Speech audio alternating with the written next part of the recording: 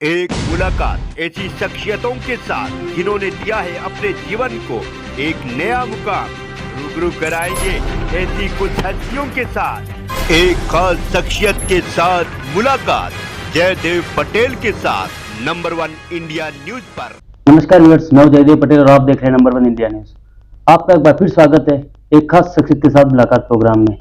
आज का प्रोग्राम मैं राजस्थान पुलिस मुख्यालय जयपुर से कर रहा हूं और आज हमारे साथ बात करने के लिए खास मेहमान है राजस्थान पुलिस महानिदेशक DG cyber crime and civil rights doctor Ravi Prakash. Ravi Prakash ji, आपका बहुत बहुत स्वागत है आज हमारे प्रोग्राम में। रवि प्रकाश जी, आपसे मेरा पहला सवाल है कि राजस्थान में जो क्राइम बढ़ रहा है, साइबर क्राइम, उसको रोकथाम के लिए किस प्रकार कदम आपकी तरफ से उठाए जा रहे हैं? क्योंकि लोग कहीं ना कहीं वीआईपी फोटोज का इस्तेमाल कर रहे हैं या फिर एक बड़ी जो कंपनी होते हैं उसके मिले जुले नाम का इस्तेमाल करके लोगों उस साथ फ्रॉड कर रहे हैं। साइबर क्राइम एक नई चुनौती है पुलिस के लिए और इसको डील करने के लिए दो स्तर पे काम किया जा रहा है। एक तो पुलिस डिपार्टमेंट में जो कैपेसिटी बिल्डिंग है और कैपेबिलिटी बिल्डिंग है, वो ट्रेनिंग के मार्फत इन हाउस ट्रेनिंग भी हो रही है, बाहर भी एक्सपर्ट्स के साथ हम दूसरे ट्रेनिंग इंस्टीट्यूट में भी हमारे लोगों को भेज रहे हैं।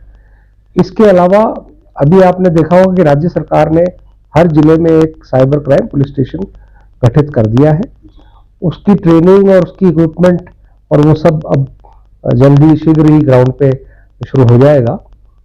रजिस्ट्रेशन एफआईआर का शुरू हो चुका है और अब पोस्ट डीजी साइबर क्राइम की जो बनाई है सब सरकार ने, हमारा ये काम रहेगा कि स्टेट लेवल पे एक ढांचा खड़ा करें, एक अलग वर्टिकल खड़ा करें जिसमें स्टेट लेवल पे, रेंज लेवल पे और डिस्ट्रिक्ट लेवल पे हमारी जो व्यवस्था है साइबर क्राइम को डील करने की, ताकि हम इन साइबर क्राइम पुलिस स्टेशंस को प्रॉपरली गाइड कर सकें, सुपरवाइज कर सकें और इनको टेक्निकल नो हाउ या जो मदद इनकी करनी चाहिए जहां ये अटकते हैं कॉम्प्लेक्स केसेस में, वो हम इनको दे सकें।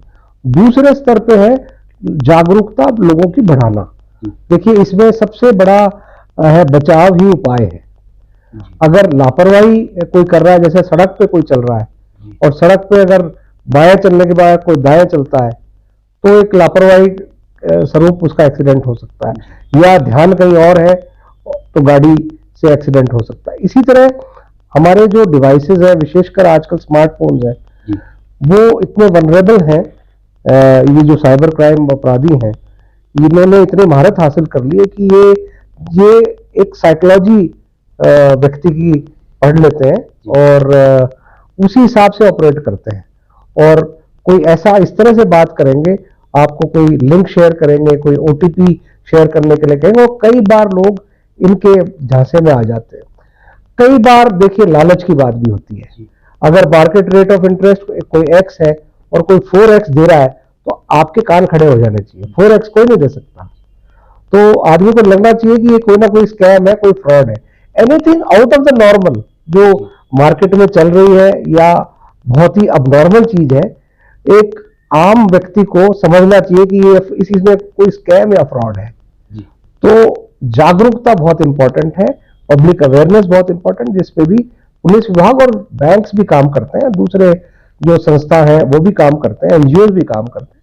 तो एक दो स्तर पे साइबर क्राइम को डील करने की, और मेरे ख्याल से जिस तरह से ये अपराध बढ़ रहा है, आने वाले समय में राजस्थान पुलिस अभी जो हमारे कैपेसिटी की कमी है उसको हम शीघ्र पूरा कर लेंगे और इस चैलेंज को हम लोग पूरी तरह से इसका सामना कर पाएंगे। जी रवि प्रकाश जी, हमेशा ये कहा जाता है कि साइबर क्राइम की अगर अपराध की हम बात करें तो कहीं ना कहीं जो अपराधी हैं वो पुलिस से 2 कदम आगे रहते हैं, और इस लेवल को कहीं ना कहीं एक इक्वलेंट लाने के लिए जो पुलिस स्टेशन जो बनाए जा रहे हैं उसके अंदर जो लोग काम करेंगे, जो ऑफिसर जो काम करेंगे, ये क्या अलग से कोई वेल ट्रेंड होंगे या फिर जो पुलिस की जो नॉर्मल ट्रेनिंग होती है उसके अंतर्गत रहेगी सारी?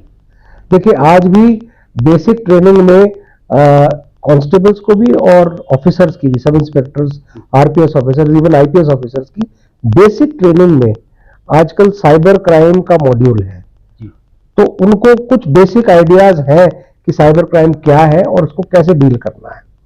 हाँ, इतना जरूर है कि जो पहले लोग भर्ती हुए हैं 5 साल पहले, 10 साल पहले, हो सकता है उनको इतना ज्ञान नहीं हो, उससे पहले के भी लोग हैं, पुराने लोग, तो उनका इतना ज्ञान नहीं है। लेकिन बहुत से हमारे कांस्टेबल्स हैं जिन्होंने ऑन द जॉब, जिनका इंटरेस्ट था और जिनको पैशन था उन्होंने सीखा है और ऑन द जॉब रह के उन्होंने बहुत अच्छा काम कर रहे हैं। अभी हर जिले में कुछ कुछ ऐसे एक्सपर्ट्स हमारे जो कांस्टेबल्स हैं वो डेवलप हो चुके हैं। जब भी कोई साइबर अपराध कमिट होता है या नॉर्मल क्राइम भी होता है तो उसमें आजकल साइबर एक्सपर्ट्स की जो कांस्टेबल्स हैं, एएसआईज हैं, हेड कांस्टेबल्स हैं, इनकी मदद हम लोग लेते हैं। इसके अलावा मार्केट से भी जो एक्सपर्ट्स हैं उनको भी समय समय पर सरकार की पॉलिसी के तहत हम लोग समय समय पर हायर करते हैं और शॉर्ट पीरियड्स जब तक वो काम हो जाए और उनकी भी हम मदद, क्योंकि आपको ये समझना होगा कि ये एक वेरी इवॉल्विंग और डायनामिक फील्ड है। हर रोज कुछ ना कुछ, जैसे आप कह रहे हो 2 कदम आगे रहते हैं अपन, तो हर रोज कुछ ना कुछ चलता रहता है। तो हमारा ये प्रयास है कि हम अपराधी जितना हमसे आगे हैं हम भी उनके किसी रूप में हम उनके बराबर उनसे आगे जाएं, हम एंटिसिपेट कर पाए कि वो क्या करने जा रहे हैं, अब क्या टेक्नोलॉजी मार्केट में आ रही है जिसको हम सीखना चाहिए। तो एक इवॉल्विंग और डायनामिक फील्ड है। तो इस फील्ड को जब इवॉल्विंग है तो हमें भी उसी तरह से अपना ढांचा वो करना पड़ेगा। जी डॉक्टर हरि प्रकाश जी, एक क्राइम जो है उसमें अक्सर ये देखा गया है, जो अलग तरीके का कह सकते हैं, इसमें अश्लील वीडियो कॉल किया जाता है, उसके बाद फिर उसको रिकॉर्ड करके ब्लैकमेलिंग के जरिए उनसे पैसे हटने का जो काम किया जा रहा है, इसको आप लोग कैसे कंट्रोल कर रहे हैं और इसके लिए क्या कोई नंबर भी कोई जारी किया गया है? इस तरीके मान लो कोई अपराध होता है तो जो पीड़ित होता है वो किस तरीके से अपने आप को सुरक्षित महसूस देखिए, हालांकि साइबर क्राइम पुलिस स्टेशन अब बन चुके हैं, लेकिन आपको ये भी समझना होगा कि जो ज्यूरिडिक्शन का नॉर्मल थाना है वहां भी जो ये केसेस हैं वो जाते हैं कंप्लेंट के रूप में और वो भी कोशिश करते हैं कि इस तरह केसेस को डील करें। साइबर क्राइम पुलिस स्टेशन जो एक एक्सपर्ट्स होंगे, ज्यादा एक्सपर्ट्स होंगे, लेकिन नॉर्मल पुलिस स्टेशंस को भी अब महारत हासिल करनी होगी ट्रेनिंग के मार्फत कि इस साइबर क्राइम को वो हैंडल कर सके, क्योंकि वॉल्यूम इतना बढ़ता जा रहा है, ज्योमेट्रिक प्रोग्रेशन में, लीप्स एंड बाउंड्स में ये साइबर क्राइम बढ़ रहा है। और जो सेक्सटॉर्शन वाली बात आपने बताई उसमें नॉर्मली देखिए, पब्लिक को यही एडवाइस दे सकते हैं हम कि जो अननोन वीडियो कॉल है उसको कभी आप अटेंड मत कीजिए, उसको इग्नोर कीजिए, क्योंकि वो भी एक तरह से लालच है, मतलब कुछ देखने का लालच है, कुछ ऐसा देखने का लालच है जो नॉर्मल व्यक्ति फोन पे नहीं देख पाता है। तो उसको लगता है कि हाँ कुछ ना कुछ किसी से दोस्ती होगी, कुछ होगा, आगे कुछ बात बढ़ेगी, तो ये भी एक लालच है एक तरह का। तो उस लालच से दूर रहें और अननोन वीडियो कॉल कभी किसी का न उठाएं और ओटीपी शेयर नहीं करें। लिंक पे अगर कोई लिंक शेयर करा है तो उसको लिंक को दबाए नहीं। और वेरियस तरह के स्कैम्स करते हैं। मान लो आज कोई परीक्षा होने वाली है, मैं स्टूडेंट हूं, मेरे पास अगर कोई फोन करके कहेगा आज का इस एग्जाम का पेपर मेरे पास है, मैं एक लिंक भेज रहा हूं, इस लिंक को कर दो, या ओटीपी आएगी, वो आप ओटीपी मुझे बताओ। तो उस लालच में, क्योंकि विद्यार्थी की मन स्थिति उस वक्त ये है कि उसको पेपर चाहिए, हालांकि गलत है लेकिन वो चाहिए वो पेपर, तो वो ओटीपी शेयर करेगा, लिंक दबाएगा और बैंक से अगर उसके कुछ खाते में कुछ है तो सारा उड़ जाएगा। तो ये बहुत ही इनोवेटिव तरीके से साइबर अपराधी करते हैं, जिसको हमें भी उनके नजदीक बराबर पहुंचना पड़ेगा और लगातार इसमें हम प्रयास कर रहे हैं। जी डॉक्टर प्रकाश जी, आपके पास एक और महत्वपूर्ण विभाग है सिविल राइट, उसके तहत क्राइम को कंट्रोल करने के लिए किस तरीके की कानून में तब्दीली की जा रही है, किस तरीके के काम किए जा रहे हैं?